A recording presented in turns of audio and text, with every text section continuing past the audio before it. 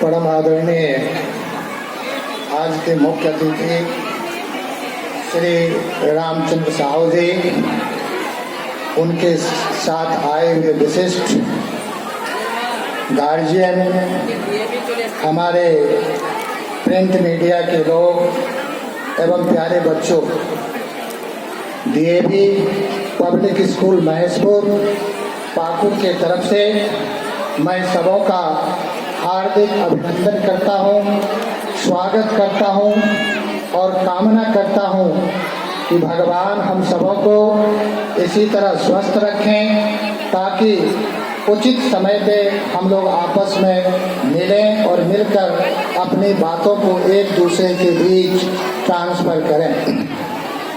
जैसा कि हम सभी जानते हैं कि 1947 में हमारा देश आज़ाद हुआ, आज के दिन ही आज़ाद हुआ और आज हम 77वां वर्षगांठ मनाने जा रहे हैं। इस 77 साल में यदि आप देखेंगे तो जो भारत अंग्रेजों के जंगलों में फंसा हुआ था, हमें अपने ही अधिकारों से वंचित किया गया था, लेकिन हमारे शूरवीरों ने अपनी शहादत देकर, अपने लहू को बहाकर आज मुझे और हम सबों को आज़ाद भारत का नागरिक कहलाने का गौरव दिया।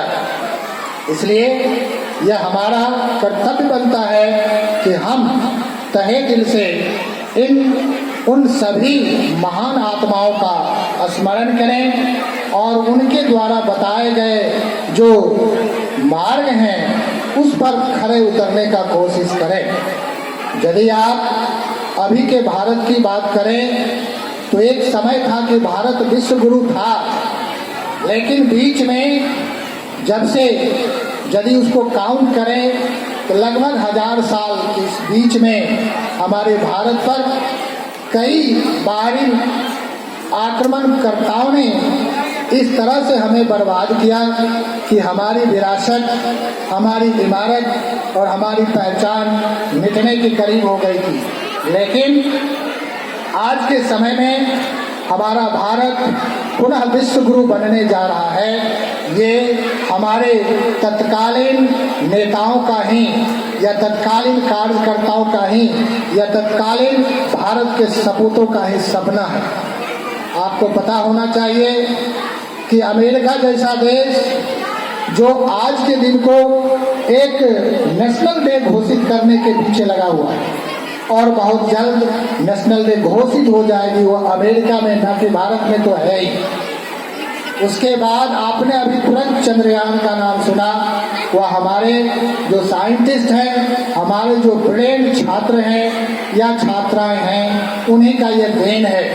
तो हम आज तीनों जगह, चाहे वह आताल हो, पाताल हो, आकाश हो, स्पेस हो, हर जगह अपनी पंचम लहरा रहे हैं।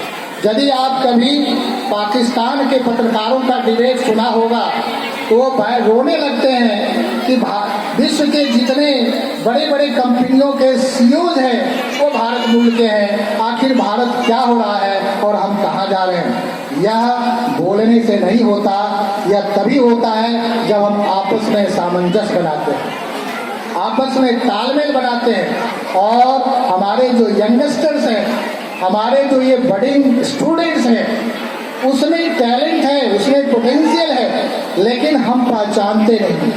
हमें पहचानने की जरूरत है।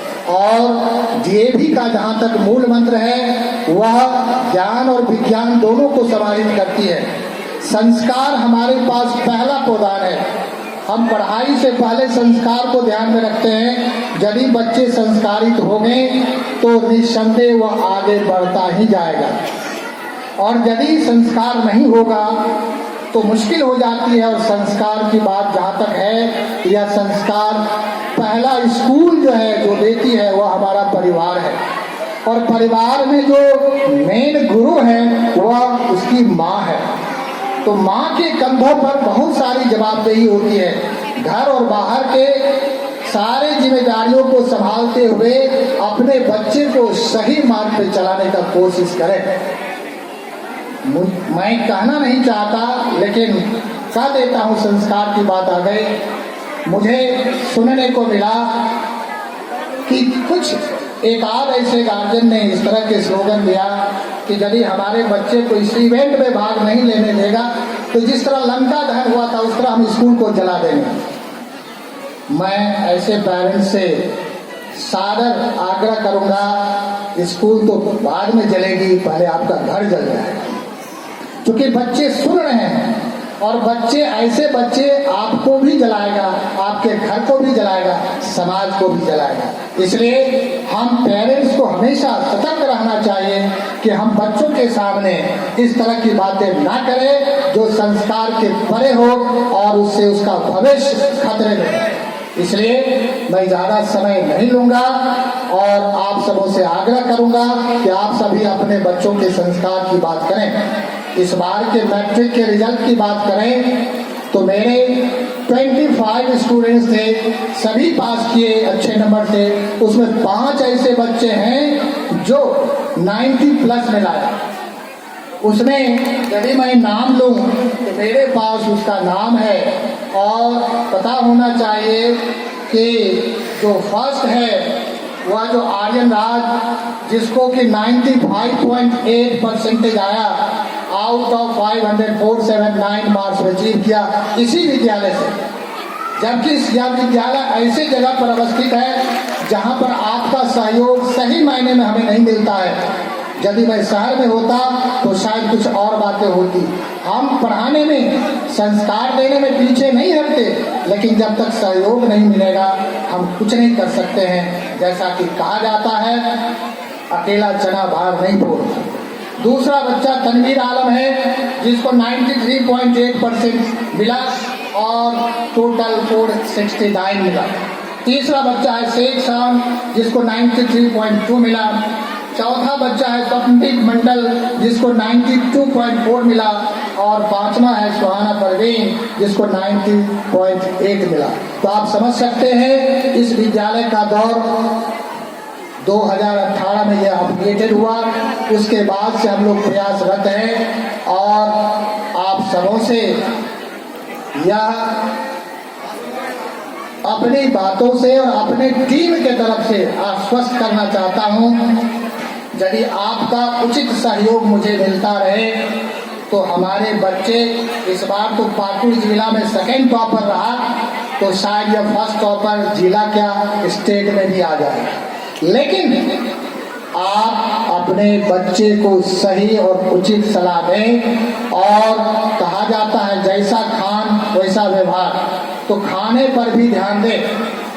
क्योंकि यह शरीर जो है जब तक इसको पौष्टिक आहार नहीं मिलेगा यह शरीर सही तरीके से काम नहीं करेगा। उसका उदाहरण मैं भी खुद हूँ कि आपको पता होना चाहिए, मैं 3 महीने डॉक्टर के अंदर CMC में भर्ती रहा। अचानक, कोई पहले से कुछ नहीं था, तो ये अचानक कब क्या होगा ये कहना मुश्किल है। इसलिए मैं सभी माताओं से खास करके आग्रह करूंगा तो अपने बच्चों का खान पान ठीक करें। नूडल्स और कुरकुरे के जगह रोटी, सूखी रोटी हो या बासी रोटी हो तो वही दे दे, वो बेटर है, ना कि नूडल्स और कुरकुरे दे। कुछ बच्चे से पूछता तो कहता मैं तो कुछ नहीं लाया। तब मुझे होता है कि आखिर ये बच्चे दिन भर कैसे काम करेंगे, कैसे पढ़ेंगे। इसलिए आप इस चीज को ध्यान देंगे। और पुनः एक बार आज 77वां दिवस के शुभ अवसर पर मैं आप सबों का हार्दिक अभिनंदन करता हूं, स्वागत करता हूं और कामना करता हूं कि आप सभी स्वस्थ रहेंगे विचारों से, भावनाओं से, शरीर से। और यदि ऐसा होता है तो पूरे ब्रह्मांड में भारत को आगे जाने से कोई नहीं रोक सकता। धन्यवाद।